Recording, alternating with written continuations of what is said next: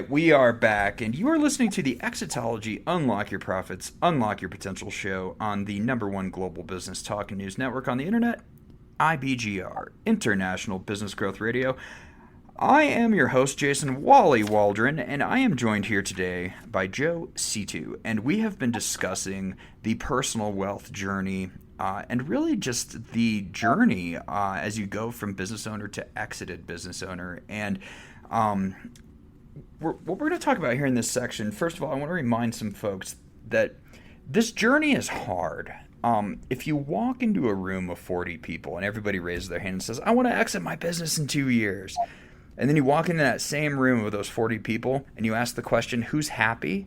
There'll be one person that's standing in the back corner who raises their hand, and then everybody else will look at them because they're unhappy for so many different reasons. And so with that, Joe, I want to get your insight into what does it look like to go from this actively managed business, you call it a private equity business because it is, right? It's a privately owned business, Yeah. to going into passive income streams. And, you know, there's so many problems, right? There's the problems of expectation. There's the problem of, you know, $1 million just doesn't spit off as much cash flow as it used to. There's the part of like, how do I even look at my business as part of my portfolio? And oh, by the way, I might be having an existential crisis because I'm not even part of it anymore. Yeah. And you know, and then there's the other thing, which is, don't I just throw all my money in an index fund because that's what John Bogle told me to do a long time ago? And then, you know, I sit there and, you know, there's so many questions. So Sure. talk to us. Yeah, I mean, I think let's start with the piece that the identity piece, right? And actually, I was dealing with this with a client friend of mine who sold his business. Yeah.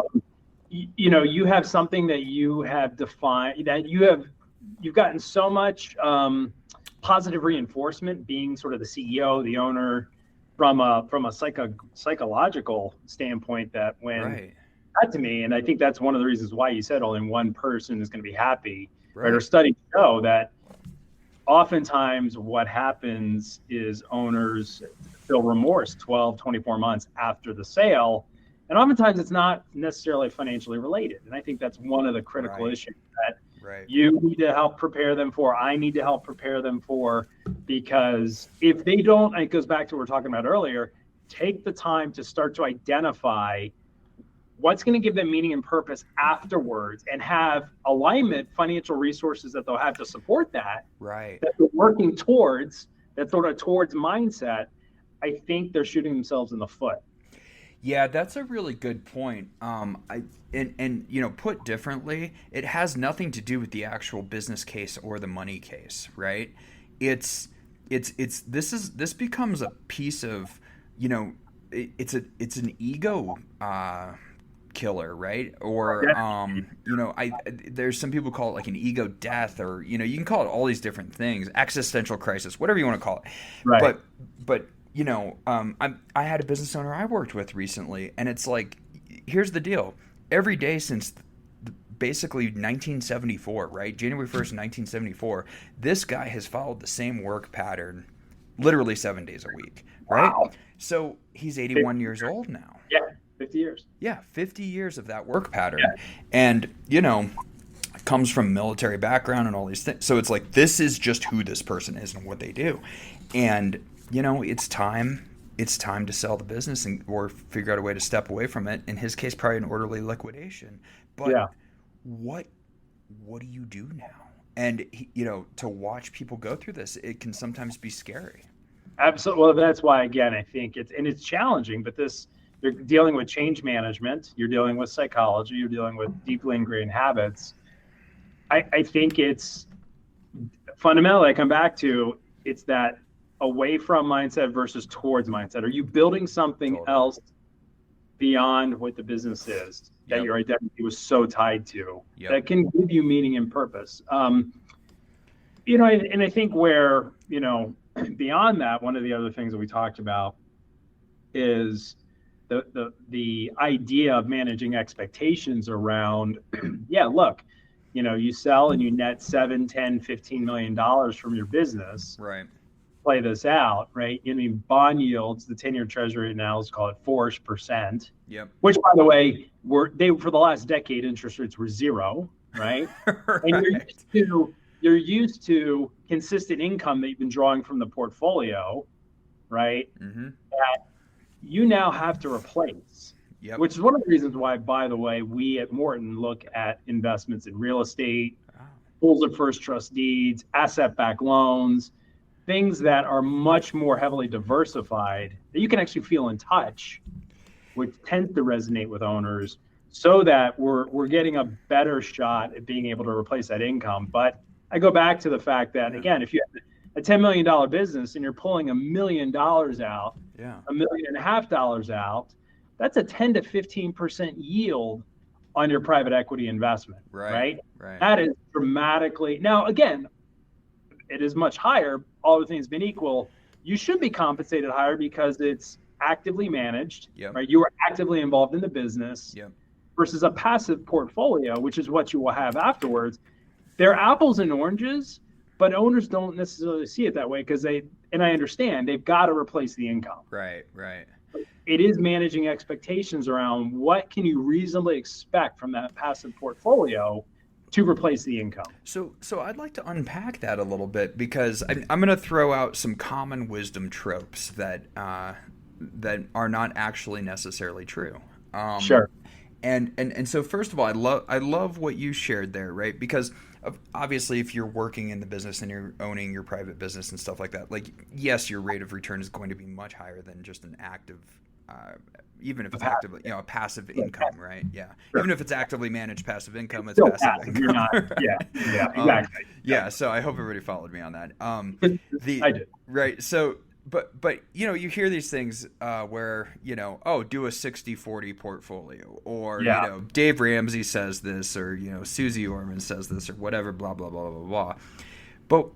But in fact, what you're saying is there's a middle ground there, and so take us through some of these actively managed but passive income Mm-hmm. investments. Sure. You kind of fired off a number of them, but Sure. the first thing that I think I heard is that you found ways to essentially replace some of that, what you would think of as that bond allocation, into things Yeah. that are safe but yielding Mm-hmm. higher than those types of products, and so on and Yeah. so forth. So walk us through a couple of those because that's really cool stuff. Yeah. Yeah. Look, I mean, there's real estate for many, real estate ownership. Mm-hmm. Yeah. We invest in a lot of multifamily apartments. Okay. We can Yeah. allocate more to industrial space. Obviously, office and retail right now is in the toilet, and everyone understands why. But Yep. um, medical facilities are generally pretty safe. So you can own real estate where you're generating higher levels of cash flow. It's a little more tax efficient because there's some depreciation typically that's sheltering some of that income. Yeah. Now, again, there's a trade-off there. I don't want to make this sound like it's risk-free because it's certainly not. Typically, the ability to convert this back to cash for liquidity is it's a much more illiquid investment, right? Right. And so this is where the planning with the financial advisors and the CPAs, I think, is really mission critical to understand Yeah. what the client's liquidity needs are for day-to-day living expenses, but also some of those things I talked about earlier in terms of if there's tangible things you're trying to do, Yep. fund education for the kids, travel, support that charity in your community that's really important to you, that's being built into the plan. Totally. Beyond that, there are shorter term investments that we tend to look at, pools of first trust deeds. And what that is, if the audience isn't familiar, is essentially like a bank makes a loan against the homes we live in. Yep.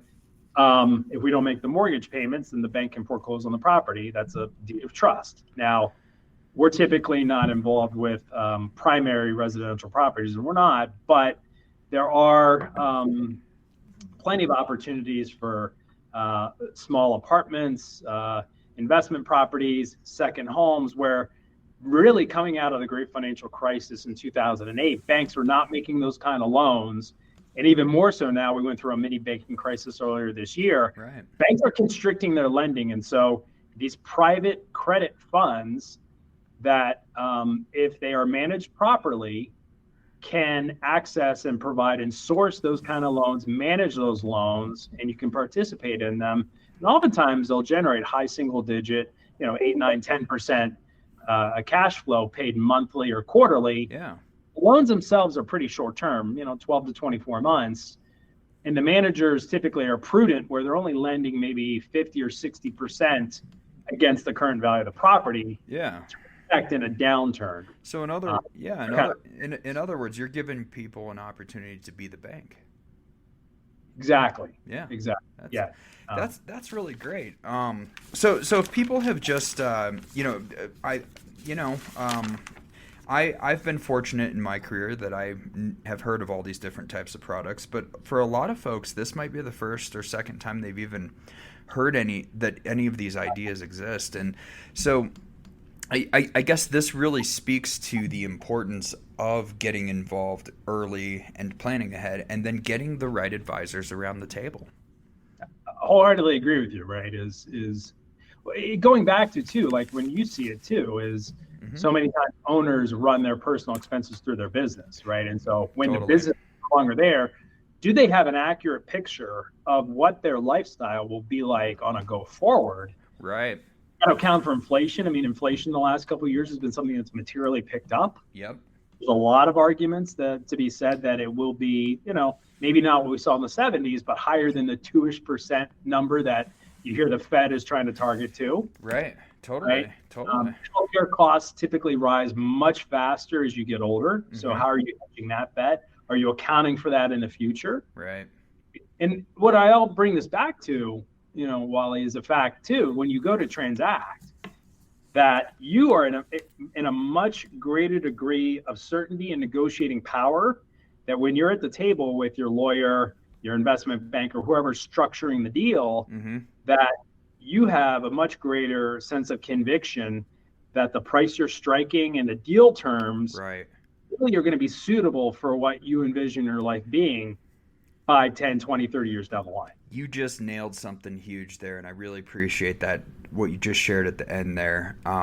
Because we talked with a negotiator a few episodes ago, and she said that whoever is clearer and whoever has the best clarity wins, and that's Wins. exactly what you just said. Oh, spot So on. awesome. Hey, we're going to take another quick, short 2-minute break. Folks, you can always go to exitology.com. Click contact us if you want to apply for a Grow to Exit diagnostic session. Just mention that you heard it here first, and it'll be free for you. All right, we'll see you in 2 minutes. You've been listening to the Exitology. Unlock your profits, unlock your potential.